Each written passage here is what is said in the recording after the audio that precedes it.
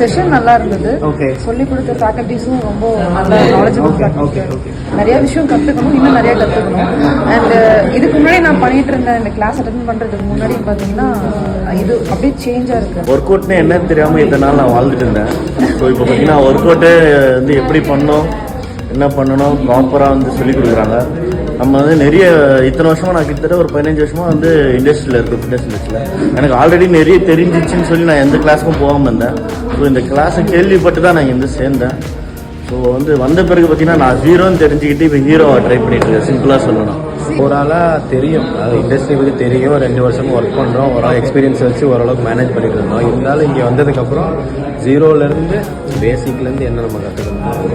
Exercise சயின்ஸில் வந்துட்டு எதனால் வந்து கரெக்டிவ் ஃபங்க்ஷனல் ரெசிஸ்டன்ட் பிரிக்கணும், இந்த மாதிரி டெக்னிக்கல் நாலேஜ் பில்ட் பண்ணுறதுக்கு ரொம்பவே ஹெல்ப்ஃபுல்லாக இருந்துச்சு.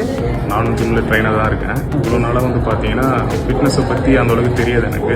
பட் இங்கே வந்தோன்னு தான் தெரியுது ஃபிட்னஸ்ன்றது எவ்வளோ பெரிய விஷயம். எக்ஸசைஸ் நேம் என்னன்னு கூட இவ்வளோ நாள் தெரியாது. அதை பற்றி தூக்கிறது போகிறதுன்னு தெரிஞ்சுட்டு இருக்கோம். பட் அது ப்ராப்பராக எப்படி அது ஃபண்டமெண்டல்லேருந்து எப்படியே பேசிக்லேருந்து நம்ம எப்படி கற்றுக்கணுன்ற ஒரு விஷயத்தை கன்ஃபார்மாக இங்கே நல்லா சொல்லிக் கொடுத்தாங்க. ஸோ நீங்களும் இந்த சிஎஃப்ஆர் ட்ரைனிங்கை தெரிஞ்சுக்கிட்டு உங்கள் ஃபிட்னஸ் கேரியரை பில்ட் பண்ணணும்னு நினச்சிங்கன்னா நெக்ஸ்ட் பேட்சில் ஜாயின் பண்ணுங்கள்.